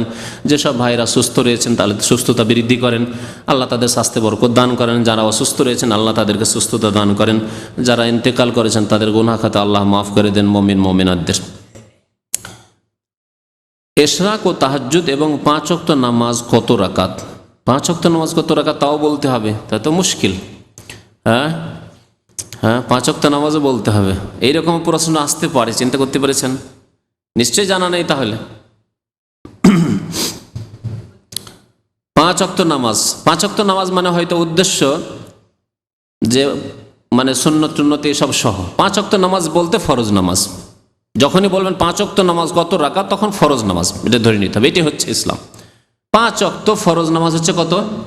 17 রাকাত। আর সুন্নতের রাতিবা হচ্ছে কত? 12 রাকাত অথবা 10 রাকাত। আব্দুল্লাহ বিন উমর হাদিসে 10 আছে, অর্থাৎ জোহরের আগে আপনি 2ও পড়তে পারেন, 4ও পড়তে পারেন। 4 পড়েন ভালো, তাহলে 12 করলেন আপনি। আর যদি জোহরের আগে 2 আর পরের 2 এইভাবে করেন তাহলে 10 হবে। 10-এর উপরে কেউ যদি আমল করে তবু অসুবিধা নেই, তবে 12 পড়লে ভালো। আর তাহলে হয়ে গেল 17 আর 12। 17 আর 12 কত রাকাত হইল? 29। আর বেতর হচ্ছে, বেতর কত রাকাত? 1 টাকা এখনো মানে গ্রহণ করতে চান না আপনারা। যদি 3 বলেন তার মানে তার কমে নেই, আর যদি বলেন 1 অথবা 3 অথবা, তাহলে ঠিক আছে, সুন্নত এইভাবে বলবেন। কারণ নবী সাল্লাল্লাহু আলাইহি ওয়াসাল্লাম বহু সময়, 1বার 2বার না, আওতারা বিওয়াহিদা, আওতারা বিওয়াহিদা, আওতারা বিওয়াহিদা, বহু হাদিস আছে। তাহলে এই উপেক্ষা করা শুধু এই জন্য যে কোনো এক মাযহাবে এক কোন নামাজ নেই সেই জন্য না, মোটেই ঠিক না। নবী করিম সাল্লাল্লাহু আলাইহি ওয়াসাল্লামের হাদিস আছে। তাহলে সর্বনিম্নটা বলবো আর ওপরটা বলে দেবো যে সর্বনিম্ন বেতর হচ্ছে 1 রাকাত। আর বেতর মানে বেজল, সুতরাং 2 চলবেন না, 1 অথবা 3 অথবা 5 অথবা 7 অথবা 9, অথবা 11 অথবা 13, অসুবিধা নেই। তো 1 রাকাত যদি বেতর ধরি, যেটা দিয়ে আমার দায়িত্ব, আপনার দায়িত্ব শেষ হয়ে যাচ্ছে, যতটাতে দায়িত্ব শেষ ততটাই বলবো। তাহলে টোটাল নামাজ কতটা হইল? 29 আর 1 30 হলো। 30 রাকাত নামাজ পড়লে আপনার দায়িত্ব খালাস হয়ে গেল। তাহাজ্জুদ যদি পড়েন তাহলে তাহাজ্জুদ আর কত রাকাত রয়েছে? জি, 1 রাকাত যদি বেতর 10 করেন, কারণ 11 রাকাত তাহাজ্জুদ পড়া উত্তম, বেতর সহ 11 পড়া উত্তম, সবচাইতে ভালো। যদিও 9ও পড়া যায়, 13ও পড়া যায়, 7ও পড়া যায় সর্বনিম্ন।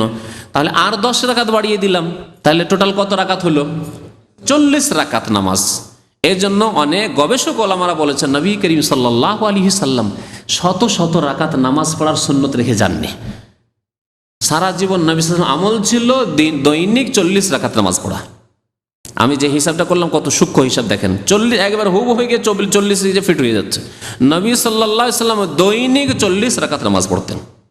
খুব সহজ হিসাব, 17 রাকাত ফরজ, 12 রাকাত সুন্নাতে রাতেবা, আর 1 রাকাত বেতর, আর 10 রাকাত হচ্ছে, বা নবী সাল্লাল্লাহু আলাইহি সাল্লাম যেহেতু তাহাজ্জুদ সহ পড়তেন 11 রাকাত, হ্যাঁ না 17 আর 12 হয়ে গেল, আর 11, তাহলে 40 হলো। এই 40 রাকাত নামাজ নবী করিম সাল্লাল্লাহু আলাইহি সাল্লাম পড়তেন। আর কখনো কখনো নবী করিম সাল্লাল্লাহু আলাইহি সাল্লাম দুহার নামাজ পড়েছেন, সব সময় নয়, এগুলি অতিরিক্ত। জি, ইশরাক পড়েছেন, অতিরিক্ত এগুলি। যে আর বুজুর্গানের দিনের নামে কে নাকি 1 রাতে 1000 রাকাত, কে 300, কে 500, কে 700, এগুলি তো নবী সাল্লাল্লাহু আলাইহি সাল্লামের আদর্শ নয়, এত সংখ্যা নামাজ পড়া। সুতরাং এগুলি বেশি কিস্সা কাহিনী বয়ান করা আর শোনা, এগুলি কোনো ভালো কাজ নয়। কারণ নবী করিম সাল্লাল্লাহু আলাইহি সাল্লাম চাইতে বড় আদর্শ ব্যক্তি আর পৃথিবীতে না কেউ ছিল না হবে।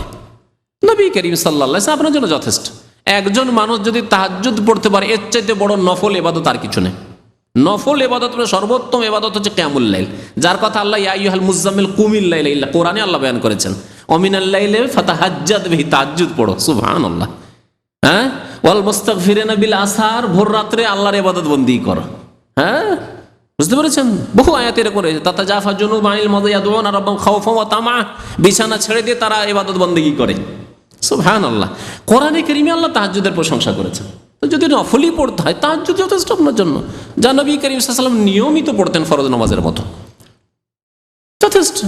সংখ্যা বাড়াবেন, এই অমুক অমুক অমুক বুজুর্গ 100 পড়েছেন, অমুক বুজুর্গ 200, 300, 500 পড়েছেন, এসব করার দরকার নেই।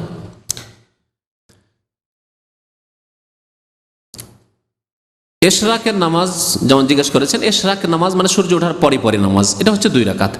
তাহাজ্জুদের নামাজ বললাম, তাহাজ্জুদের নামাজ সর্বনিম্ন হচ্ছে বেতর সহ 7, আর সবচাইতে বেশি সময় নবী সাল্লাল্লাহু আলাইহি ওয়াসাল্লাম যা পড়তেন তা হচ্ছে 11, 8 পড়ার পরে 3 পড়ে 11 পড়েন, অথবা 10 পড়ে 1 করে 11 করেন, আর কখনো কখনো 13 পড়েছেন, যা রয়েছে হাদিসে। 11-এর উপর আমল করে সবচাইতে ভালো। হজ বা উমরা করতে গেলে ইশরাক ও তাহাজ্জুদের নামাজ পড়া যাবে কি না, পড়া যাবে আলাদা কথা, কিন্তু নফল নামাজ এমনি নফল পড়তে পারেন, একটা হচ্ছে নফল, আর একটা হচ্ছে সুন্নাতে রাতে বাগুলি।